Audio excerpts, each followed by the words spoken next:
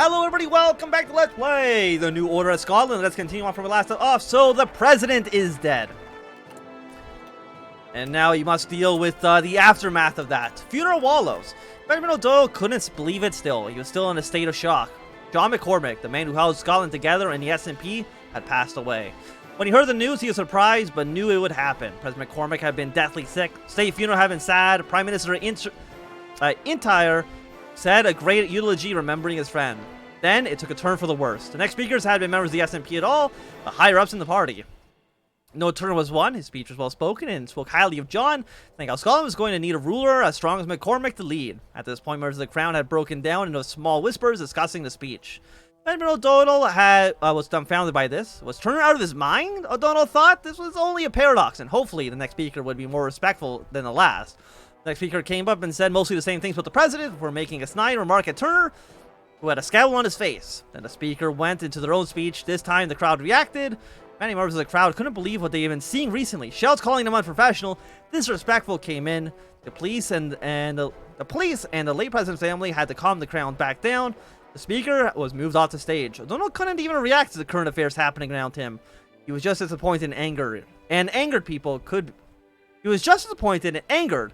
People could even think of trying to promote themselves during a funeral. He wanted to go up and apologize, but the only thing he did was place his hands on his face and groan. This was an embarrassment. We got a disaster in Parliament next. We got disagreement in Parliament. Disaster at McCormick's funeral. O'Donnell slammed onto his table in front of a group of SNP members. This was all over the paper. He was ashamed to even be having this meeting. The SNP had a meltdown at McCormick's state funeral. How the hell will we even get a candidate for the elections of 65? Because currently, we all look like shite. O'Donnell screamed this at the table. He was embarrassed beyond belief. His party had been slammed by the LNP and the Unionists. They'd alienated themselves. Even the armed forces usually backed the SNP issued a statement saying they disagree with the action at the funeral. As O'Donnell thought something to say next, one of our MPs piped up and said that they should be the candidate that unites the party. It was then rapidly devolved into insults being slung back and forth. O'Donnell was seeing the party fall apart from the inside. He tried to calm people down, but it didn't work to his avail. He felt defeated. Slumped in his chair, he excused himself and walked out of the room. He nearly walked into Spencer Thomas, another SNP MP, who had been appalled by the recent events. Spencer asked Benjamin what was wrong. Benjamin sighed and explained the past 25 minutes to Spencer, who just also sighed. You know, maybe we should consider you as a candidate. You've always been good for compromise and decisions, Benjamin said. This half seriously. He had considered Spencer a legitimate candidate. Hey, my friend, but it seems we have more matters to attend to. Spencer said this at the laughing tone, and a screaming was heard down the hall. They both raced down to stop another meltdown from happening. Okay, so more stability. Basically, the SNP is currently ripping themselves apart. So, you know, good sense of unity there. England is looking at this with wide eyes, being like, ooh, we could invade England, couldn't we? By the way, are you guys going... So it looks like the AI is taking, this is, I believe, the pro-collaborationist, if I remember correctly. Yeah, this is the pro-collaborationist tree. So it looks like England is going to try to stay aligned with the Germans, but we'll see how that actually ends up playing out. Right now, the United States is going to be helping out the revolutionaries in England. So that'll be nice. That'll be nice for us. And of course, I think we want to help out HMMLR if the opportunity actually arises, because having at least more pro-democracy leaders in England will be better than... Oh, congratulations, Brazil. And Italy has fallen apart. The faction in the south has broken down. Turkey will probably invade to the Middle East in a moment. And it looks like the Revolutionary Council was able to maintain their ground. So what are you guys doing? You right now are just basic fascist. Nothing too surprising there. And disaster in Parliament. The mood had been tense inside the Scottish Parliament. Less than an hour ago, the SNP and Prime Minister McIntyre had removed unruly members of Parliament after another disagreement had gone sour. McIntyre had sighed and rubbed his brow. He didn't understand how a group nearly as powerful as the SNP had collapsed. It was confusing to him. There were men going after each other just to get a chance to represent the party in the elections. He felt like he was losing grip on the party. Do they not think about how elections for 5 minutes? They were 3 years away. He only grumbled at the revelation. The S&P was collapsing around him, while the ILP and the UP had been far from chaos. However, some of the members as well had been removed from Parliament this morning. Sorry. He wondered what John would do before having an idea. He called his advisors. The officer told him of the plan. It wasn't until the next day that he had finalized the very plans for his speech. He'd be on the radio and television, of course. Every citizen of Scotland who had been listening to the radio or read the paper in the last week had heard news of the utter disaster at President McCormick's funeral. The speech was simple. It would first apologize to people about the action of the MPs at the funeral. It would then announce that general elections are being moved up to this year to accommodate the current development of the Scottish Parliament. Robert took a deep breath and spoke. Well, let's hope this works. And phantom messages. It had been nearly the next day. A small group of unionists had been invited, some of their compatriots, to a small party at the more radical member's house. They had partied through the entire night into the morning. Then the true purpose of the meeting was revealed to them through a radio message. The radio cracked to life, and out came a voice of Phantom Major. As I'm sure you're aware, McKinstry has called a general election to occur in the coming months. This has fast-tracked our current efforts. Our current timeline has gotten us more support within the local populace. It seems the situation in the south has gotten more and more grave. I feel the very conflict may accelerate our chances of unifying, but it seems too early to tell. For us to succeed, we need to put all our efforts in winning this election. I shall see what I can do to the traitors, but time will tell. Any questions on this assignment? Does Buchanan know the true importance of our mission? Asked one of the unionists. No. This will stay between us. You must influence the party in all efforts to win. I must go now, however. Good luck to the upcoming elections. This is our last chance. And just like that, the Phantom disappeared, just like they had appeared. Okay, so we got the election season. So right now, S&P are in the lead, followed by the LLP. We got S&P, S&P, S&P, S&P, S&P. Actually, no, S&P, but then we got UP and UP. I'm assuming those are the, yeah, the southern provinces. Nothing too surprising there. Party turnout. The Labour Party's really, going to show here. Apparently, actually, the Labour Party is actually going to have the most votes here. The President's campaign. You're with them or you're against them. Every citizen in Scotland is aware that this is a pivotal election. There's growing sense profoundly to the occasion. Scotland's future lies on these results. Failure to vote won't be merely laziness. It will be a dereliction of the duty of the nation. And so the people weigh their options. Will they side with the mainly isolationist ILP and live in Scotland by and for common man? Will Scotland now be exploited neither by fascist nor by capitalist? Will they back the SNP and fight hard for an independent liberal democracy, taking its place as vibrant members of the international community? Or they feel Scotland is a mere part of a shattered whole? Will they back the UP and seek unity with the English to the south in order to unite the kingdom once more? Those think of Scotland is exempt from the difficult choice. As the political campaign's grind to the future, it becomes clear that you must choose a side. Whose side are you on? I think we're going to work with the SNP. At least for now. Raise party turnout, campaign. Let's campaign. What? Like, I'm looking at this. I think we want Lanark. Yeah, so let's put some more points into it. Lanark. Elections in 65 days. That's actually, like, pretty soon right now. And I'm guessing we're not going to get any more focuses until the election is actually here. I mean, the S&P, like, they're doing pretty well. Yeah, we got campaign. You guys are campaigning in Dumfries and Lothian. I'm guessing, yeah, these are just probably automatically selected. Just, I mean, I don't know if it's, like, random or what. I think we do need to raise party turnout. The Labour Party really is popular right now. Okay, War in the Desert. Che Guevara has been released. Okay. Election coverage. In other news, the last of primaries are over, and we now have a truly finalized list of the presidential candidates, said SNB anchorman Lewis Ross, flashing a smile to the camera. That's right, Louis. Being another co-anchor, Agnes Westland, the Scottish National Party's opted to go with Merle Gibson, which wasn't without controversy. If she wins, she'll be Scotland's first female president. Isn't that exciting, Angie? Meanwhile, the Independent Labour Party is making a strong push with William Ross in charge. We also have a surprising choice in the Union parties with a young Teddy Taylor winning the nomination. It looks to be an exciting race, Lou. You said earlier that young Teddy's got himself a nickname already. What was it? That's right, Angie. They're calling him the Hammer of the Nats, and his party are expecting him to live up to that name this election cycle. Sounds like a real challenge to the SNP, Lou. Let's go to the weather. It's gonna be overcast like always. For Scotland. Our campaign was effective. Excellent. I think we do need to raise party turnout as much as we possibly can. Because right now, it's not looking super good. The ILP rise in polls due to recent efforts. But I think they're getting efforts like in the southern provinces. Like, we're not really expecting to win down there. This area, I think, is basically lost. I don't think it's even worth trying. Even though our capital is there, actually, as well. Okay, party turnout's going up at 10 days. You're campaigning in IF, which I... Where's IF? IF is... Well, I'm guessing it's Fife. So you're trying to get some more popularity there. Let's do another presidential campaign. I mean, we have half the vote in half of the provinces, except for the south. Maybe we want some more support in the capital, but we'll have to kind of see.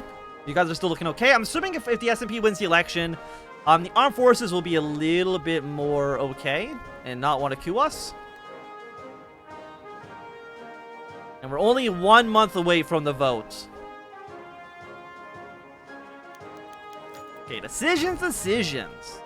Douglas Dryland sat at a hastily constructed office that was his current home. After McCormick's death, he was thrust into the seat of president of the SNP. He had served as vice president for the party for a few years up to that point. However, he didn't expect John to die so quickly and without warning. Like many other SNP politicians, they thought that John would be better.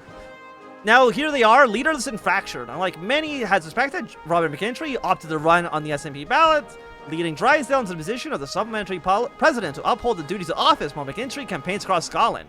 He rubbed the bridge of his nose and continued to look at the stack of papers assembled in front of him. Many had been written in ink, while some had been typed crudely using typewriters.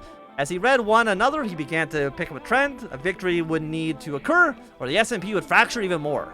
Drysdale liked to think that most of the SNP knew that they would need to win in the election or risk the party falling from grace even further.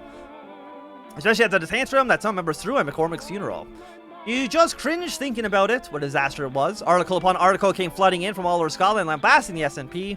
Drysdale sighed and continued to look through the papers before he got a phone call at the campaign crew. They talked for a bit before the voice of the phone asked where to head to next. Drysdale froze for a moment before responding.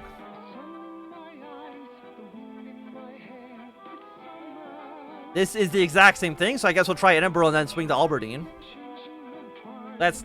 I mean, where's there a lot of...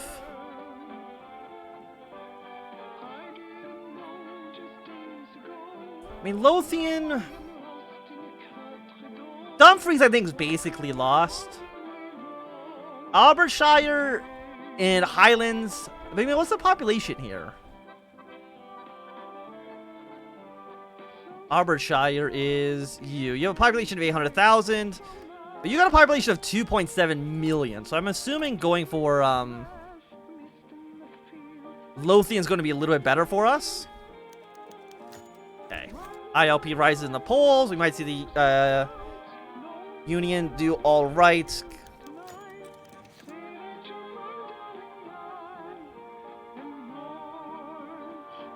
Yeah, I mean, the guy, like, the Labour... I guess we're really... I guess because we're, like, the biggest party, it's harder for us to get more turnout. I would like to get more party turnout, though. I have to wait for this one to be finished. We've got 22 more days until the election. Yeah, I think we want another thing of turnout.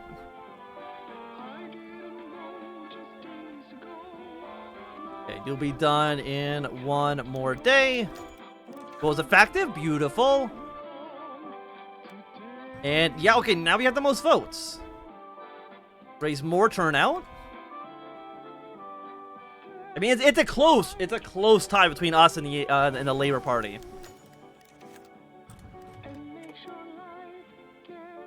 Okay, but this is gonna be the last one because I mean, the ILP campaign Aberdeenshire is not gonna finish. The UP in Lothian, that's basically going to be the end. Also, the Labour Party's actually lost a lot of votes there. I'm not too sure really what happened. Well, increased party turnout, and then 2 days after the election is going to happen. So yeah, these two are just not going to fire.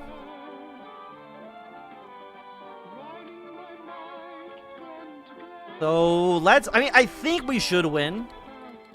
We have the most votes. So 1.5 million. Okay, turnout's increased. Well, we're now at 80%. Okay, 60% turnout. It's not that great, but I mean, we'll take it. For the most important election in a lifetime, you think we'd do a little bit better than planning. Max entrenchment, honestly, is going to be really good for us because we're mostly going to be defensive here. The final moment. Weekly arguing and debates, hundreds of rallies and advertisements, numerous individual candidates. Many people believe that the election in 1962 would end when the polling places closed and the votes were tallied. But even then, that was not the case. Not really. Even before the counting truly began, election coverage had all started. People had all sorts of ideas about what was going to happen. Some of it was backed by polling and past trends, some of it was not. Which was supposed to be a little bit more clear when the exit polling came out, but it sparked a whole new wave of wildly divergent takes from cherry-picked data. Finally, actual returns came in. At first, they were small and useless, but Scotland watched as pundits and analysts spun them to create narratives for what was happening this night. More and more votes were counted and reported, and some of the more wilder outcomes were discarded, but many people diverged that the national outcome, diverged from the final outcome. There was still a range of possibilities, and any of them could be true as long as the votes still need to be counted. But the votes were being counted, and eventually plenty of analysts had seen enough, and the ominous words were said to the nation of Scotland. We have now projected a winner. Who has won the election? Is it us or is it the INP? No, the ILP? Still at the helm of Scotland. We're going to get more penalties. I guess it's not a huge surprise. The SNP is a little bit more anti-English. Still at the helm of Scotland. Once again, the party which had won Scotland its hard-earned freedom and its been years of relative liberty and prosperity had triumphed. McKinstry's pale yellow bannermen pledged to continue steering the ship of stability and liberty, a moderate approach which manages to satisfy the population, aside from the most crimson-blooded Union men or the most blue-blooded Unionist. In the ensuing struggle for popularity, the SNP had taken advantage of the internal pitfalls and bickering that had broken out from the other two contenders apart. McKinstry now steers the helm further into the uncertainties of the new decade. McKinstry's ship was sighted rocky water's head. However, across both the seas of crumbling Germany and a now awakened America have their eyes set on the light of the north, either to stabilize old fronts or open new ones. Of course, there was more pressing matters of King Edward's crumbling regime to the south as talks of uprising continue to pervade the ever-increasing faint tension which pervades the English air. McKinstry remains dead set in maintaining Scottish independence, and despite an unspoken sentiment of the closeted, tethered, independent British Isles, would ultimately be stronger for the future for both England and Scotland as a whole. At present, it was nothing but hearsay. For now, Scotland, its people and its leaders, let out an immense sigh. McKinstry had guided Scotland out of the pitfalls which had beset the continent through the previous decade. Yet this decade looks to be even more treacherous and daunting for Alba than ever before, with uncertainties in the south and across the seas, as well as the presence of those who wanted to snuff Scotland's shining light out. McKinstry had a lengthy battle ahead. So how are the English feeling? Minus 0.27. The S&P has maintained hold on the country. Oh, and we got a lot more focuses now. Okay, so we got the S&P victory. Scotland forever, the Anglo problem. I think we do want to help the English. Remember his advice, a strong border. Army Navy experience is kind of a little bit meh. Do we get anything out of this? Like any free equipment? Okay. Better military. 100 artillery, 25 tanks isn't horrible. 500 guns. A couple of anti-tank equipment. And we could get fighters from the US. On the Scottish rail industry. Get a little bit of unemployment subsidies. Scotland is not just Edinburgh. Okay. Old firm, new troubles. It was inevitable that two sports organizations in the same city will lead to a rivalry, especially for ones that accomplished the Celtic and Rangers football clubs, collectively known as the Old Firm. These two Glasgow teams are by far the most popular in the country and the most successful with many Scottish championships. Scottish Cups and Scottish League Cups won between them. Of course, only one can claim to be the top team in Glasgow, so their matches against each other garner a considerable amount of interest. The rivalry is not as simple as mere geographic coincidence. A racial component is also at work in the competition. Celtic FC was founded in 1887 as a way to raise money for poor Irish Catholics in Glasgow, and always had a sizable support base from that bloc. Also, Protestants who arrived from Glasgow to work in the shipyards in the early 1900s adopted the nearby Ranger team. This undercurrent only grew as outside events in Ireland drew a wedge between the groups. Everyone began to see the Rangers against the Celtics not as a game, but a battle between competing religion, ideological, and racial identities. The war only made the situation worse. Many English Protestants arrived in Glasgow and identified with the team celebrated by the Unionists and the Conservatives. But who did battle against the hated Irish who stabbed them in the back during the war and joined the Axis? The Celtic supporters who began to associate the other teams with the right wingers of the Union Party, and two committed by the British identity to comfortably fit in independent Scotland. The teams had many fans, most of which had refused to engage in unsportsmanlike conduct. However, some do, and it overshadows the entire competition. Police have to keep the fans separate on the day of the Glasgow Derby. The teams compete. Fighting between the two fan bases are common, with serious injuries and sometimes murders resulting. In most neighborhoods only support one side or the other. In many ways, Scotland political and social issues have manifested themselves on the pitch, as fans take these issues out of the stadiums as well. But I think that at least for right now, this is going to be a good time for us to end this episode. So thanks everyone for watching. My name is Anthem. If you enjoyed, my thumbs up. Not doing, thumbs down. If you want to see more, subscribe, and goodbye.